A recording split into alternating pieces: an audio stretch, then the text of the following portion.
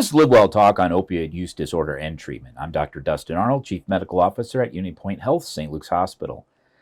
We're in a global pandemic with COVID-19, but let's reflect upon an epidemic that was declared in 2016, I think, or 17.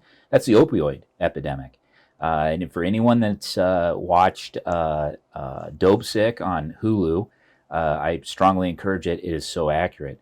But one of the champions or successes out of the opioid epidemic is my colleague Stan Mathew and his work that he's done locally in physical medicine rehabilitation with chronic pain and opioid use disorder and giving people options other than chronic opioids. So Stan, welcome back to the podcast. Doc, thanks for having me. It is always great to be here and spend a little bit of time with you. Before I get started, I have to say you are an amazing leader, Doc. Well, you're always too kind. As you started with the pandemic, it feels like we're in the summer of 2022, and it feels like things have really slowed down. And I firmly believe we wouldn't have gotten through this without your leadership here. Well, you're very kind, and you know we learned a lot. Absolutely, and I agree. I agree overall. I feel good about things. You know, I lose sleep because we don't have enough staff. Absolutely. And I worry about the staff. Absolutely. But not like before, you know, as far as the worrying about them and their safety. But you know, if you'll remember, we started Project Morpheus, Greek god of dreams, where we get the term morphine from. We started that project as medical staff actually in 2014 with a 12-point program, and I know you participate in some of those meetings. Yeah. What we wanted to do is just kind of take a look at opioid use and give some direction to physicians to be responsible and the consequences. So really before that, and then you had this perfect storm where opioid use was climbing. They were and they thought, well, here's what we'll do. We'll just make patients come back to the doctor every time to get it. And then so doctors were prescribing larger quantities so you wouldn't have to come back as much. Well, and then you put that out and then it just spiked. And I think as a medical community, I think we worked very hard and we got it to start coming down after it was declared a public health emergency in 2017-ish. And then COVID came and it spiked back up. And I think we're going to, just for reference, I think we're about 70,000 deaths. In 2018, 2019, we're going to break 100,000 this year. Wow. That's a lot. That's a city. That's Cedar Rapids dying of opioids in 1 year. Wow. So we know it's a big problem. But let's start by, what is an opioid? Absolutely. Doc, opioids are in the category of morphine-related products. Morphine is a painkiller. It's been around forever. Started back with the opium plant, ancient China. You'll see old movies that men and women there were smoking it. It's found to really provide amazing anesthetic relief. When I trained 20 years ago now, opioids and narcotic medication was the standard for management of chronic pain. And I always bring this up because there's two types of pain, and it's good for patients that are listening to this and family members. You know, the acute pain is me and Dr. Arnold are playing basketball, and he checks me too hard and I break my shoulder. And that will hurt for a bit and for a few months, maybe a couple months till I rehab it. And that may need an adequate amount of pain medication, even in the opioid class, for a short period of time. What happens though is when this shoulder pain 6 months later is still hurting me, it's no longer acute pain, it's now called chronic pain. And the use and management of opioid pain medication for chronic pain is now considered counterproductive and really taboo. I had to change my own mindset in my practice. Yeah, I remember that. When I was right out of fellowship, hungry, excited to help a lot of people, I was trained to treat pain as the fifth vital sign. Yep. And we used medication to treat this. I remember my attendings and my leadership telling me, if you're not managing their pain, you're putting the patient at high risk for cardiac abnormalities, strokes, heart attacks. So typically on rounds, we would always ask, what's the pain? Is things moving in the right direction? Over the years, just like the iPhone and technology, science just keeps getting better. We realized that we were actually doing a disservice.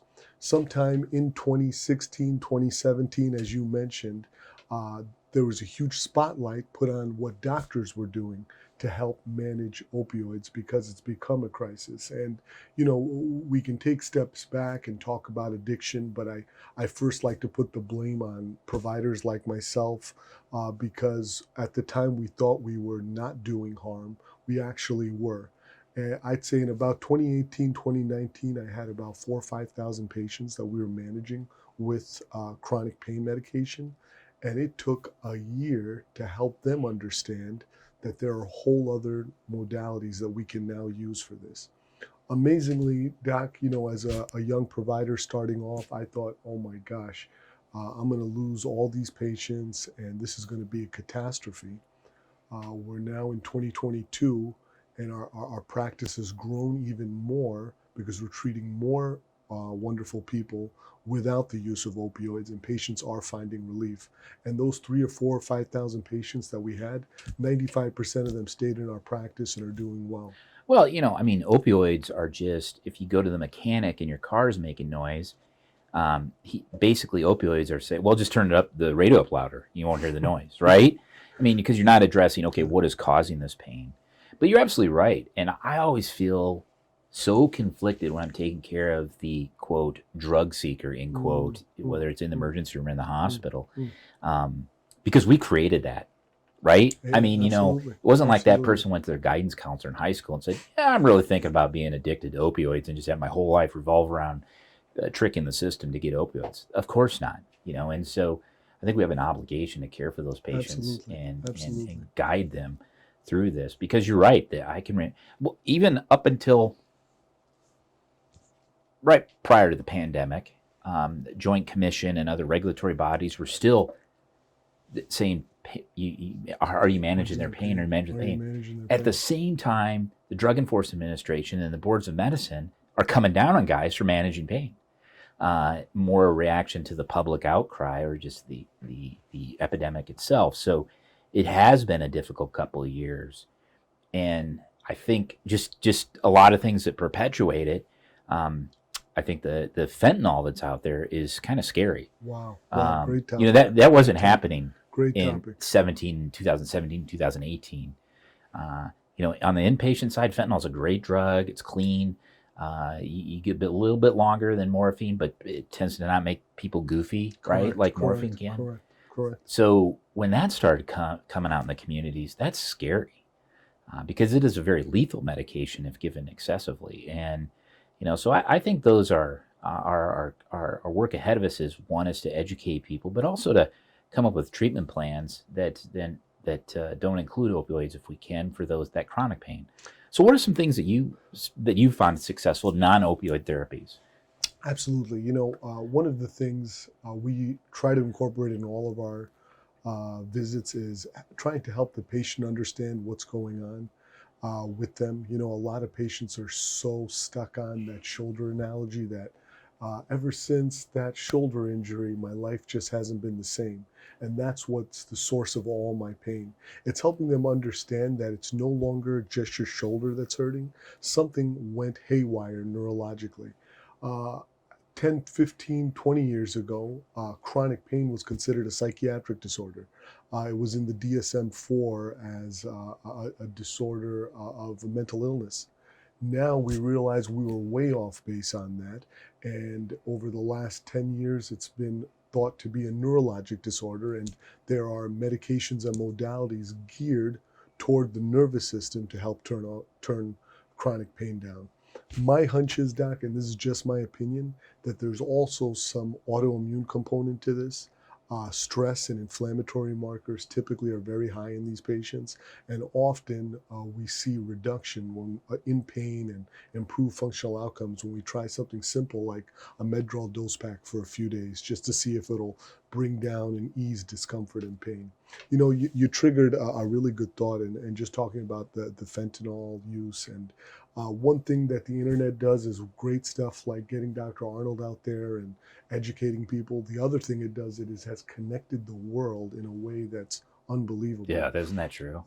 If my patient doesn't want to come to the office and see Dr. Mathew and have a visit and talk about pain medication, they can now shop online for all sorts of illicit substances. And it's pretty scary because the things that they're buying are not regulated in any way, shape, or form. It could say fentanyl, it could say oxycodone, but typically these are bad, dangerous mixtures, which, as you've seen as a practicing clinician, have really horrible effects. But I'd encourage anyone who's listening, make an appointment with us so we can at least talk to you, give you ideas on different things we can do. Medication is one. Another huge area that we try to push is pain psychology. Yeah. We talk often about Dr. Talman and Doctor his team. and his team, yeah. The goal is to get people thinking. In my own life, you have to replace a thought with another thought. So if my thought all day is my shoulder's killing me, I have to get thinking about something else before my shoulder stops. And Dr. Talman and his team and pain psychology and cognitive behavioral therapy helps you kind of take a little bit of a estimate on your life on what are you thinking about and how can we change this into thinking something a little more positive. That doesn't mean that one session of behavioral psychology is going to cure anyone's pain, and I don't want to lighten that, because if you're someone suffering with pain, it's horrible. I have a headache for an hour and I can't even have a conversation till my headache passes.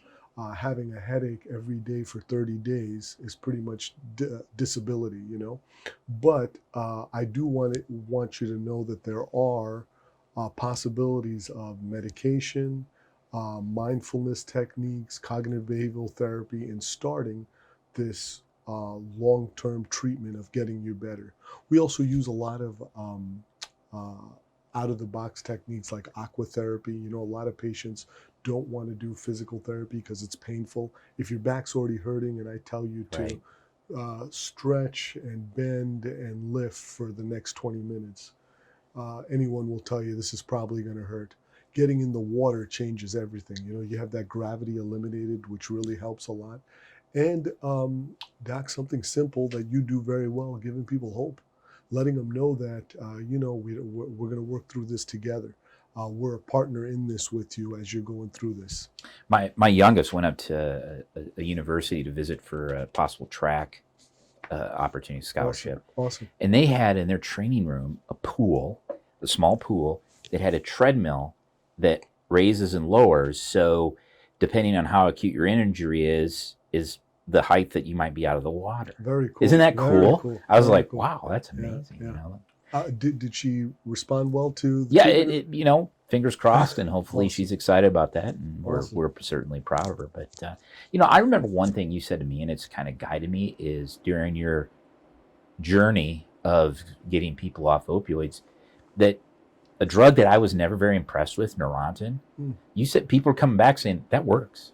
Amazing, Doc. Amazing. Even in my own arrogance and ignorance, I thought this medication really isn't helpful. My hunch, and this is just a theory, Dr. Arnold, that when a patient is on opioids and gabapentin, the effects of the gabapentin are so masked by the opioid that it doesn't have a chance to even work. Now that we get patients off of opioids, they have tons of receptors that are now clean and available for other medications. Suddenly the gabapentin is helpful. Suddenly the Lyrica or pregabalin is helpful. Suddenly the duloxetine is helpful. Another novel agent we use is low-dose naltrexone, really studied heavily in Europe, England, Australia, Canada, for treatment of chronic pain. 2 to 4 milligrams have done magically for a lot of our patients. Thankfully enough, our own pharmacy here at St. Luke's compounds it for us. Oh, really? Super inexpensive as well. Wow. And what's the mechanism there? Essentially, it's supposed to bind very similar receptors to opioids, but without any of the addiction or habit. So it just takes the receptors out of operation. Interesting. And Doc, you know this. The new term they've coined, the medical community, opioid induced hypersensitivity. We used to say, neurologists will tell you, you're having headaches all the time, stop taking Tylenol. Right, Because right, now yeah. the Tylenol is causing your headache. Yeah. Opioid induced hypersensitivity is you've been taking opioids for so long, you've upregulated all these receptors, and all you feel is pain now. By dropping down the opioid, you get the similar effect. You know, I don't know about how you. I know you're going to agree with this, but we'll tee this up for the listeners. I think going from the pain scale of 1 to 10 to what's your functional capacity. So rather than saying your headache, what is it on 1 to 10? Well, people go 12 to 100 because I'm here, right? Always, you know, and my 10 is not your 10. But if you ask the patient, what is that headache preventing you from doing? Well, it's preventing me from going to work. Okay, well, then we got to make it at least good enough that you can go to work. You know, to go to that functional element, I think that was a big change and a good change. Absolutely. You know, definitely. Absolutely. You know, let's go back to that pain as the fifth vital sign. Sure. You know, just for our listeners, breathing, temperature, blood pressure, and pulse are the other four, right? And that fifth is pain is a vital sign. And I think as a medical profession, we didn't differentiate between pain and suffering. Suffering shouldn't happen. Pain's inevitable, but suffering's preventable. And we didn't approach it that way, and I think we just reacted to that push. But I can remember drug reps showing up in the mid 90s to late 90s saying this stuff's Oxycontin's not addictive, and it's proven safe. Absolutely. And not so much, and certainly a regrettable phenomenon that happened in medicine. And I think the future's bright with the work that you've been doing. Hey, we're trying, Doc. We're trying. We got a whole team of providers, ever growing, a bunch of wonderful providers, including myself and a small team of nurse practitioners that love what they do. We're passionate about caring for people. I don't want everyone to think that we have the cure, but we are an option to help. And we try our best to get our goals aligned with the patients. Again, cure may not be out there, but we do think you can get your quality of life and function a lot better. Over the last 5 or 10 years, it's been a wild roller coaster, Dr. Arnold, but it's been exciting to see how many people are regaining some sort of function, reducing their pain levels, understanding that you're right. We may not be able to take all your pain away, but suffering is a whole other element that we don't want. Nobody should be suffering. We can stop that. So, do my patients need a referral to see you, or is there how do they get in to see you and your team? Just give us a call. Give us our offices are intertwined in our amazing physical medicine and rehab department. We're here on the 5th floor, but please feel free to give us a call. So that's a referral to see you here. But Finley, you go up to Dubuque to see patients. Tell me about that. You got it. We have a small clinic out there that's ever growing. We're there 1 day a week presently, and as our volume and needs grow, we'll be there more days a week. But yeah, we have an office due to the need in Findlay as well as in Anamosa at Jones Regional Hospital. Awesome. Yeah. When I was a kid, it was a 2-lane highway. My mom was from Dubuque, and it was a 2-lane highway, and it seemed like it took forever. Now it's just a breeze to get up there. A great town too. Anyone who has kids, it's got an amazing aquarium there. so you can get out there and check it out. And also, not for myself, but there are some casinos and a nice river town. So, yeah, there is. Yeah, Dubuque, yes. Once again, this is Dr. Stan Mathew, a colleague and friend from Physical Medicine Rehabilitation. He serves as the medical director here at St. Luke's Hospital and also at Findlay Hospital. If you'd like to learn more about physical medicine and rehabilitation services offered, visit unitypoint.org. Thank you for listening to LiveWell Talk On. If you enjoyed this episode, don't forget to subscribe. And if you want to spread the word, please give us a 5-star review and tell your family, friends, neighbors, strangers about our podcast. We're available on Apple Podcasts, Spotify, Pandora, or wherever you get your podcast. Until next time, be well.